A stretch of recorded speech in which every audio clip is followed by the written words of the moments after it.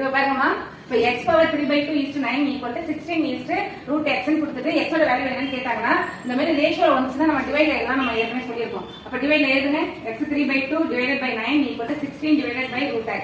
இப்போ இந்த மாதிரி வந்துச்சுன்னா கிராஸ் மல்டிபிள் பண்ணணும். x 3/2 இன்ட்டுக்கு நம்ம இப்படி டாட் வச்சீங்க root x நல்லா கவனிச்சுங்க. இந்த ரூட்டோட வேல்யூ என்ன 1/2. ரூட்டோட வேல்யூ என்ன 1/2. அப்ப x பவர் 1/2 ன்னு எழுதிங்க. இப்ப 16 into 9. இப்ப பாருங்க வேரியபிளை மல்டிபிள் பண்ணும்போது பவர் எப்பவுமே ஆட் பண்ணணுமா. அப்ப 3/2 plus 1/2 equal to 16 into 9 144.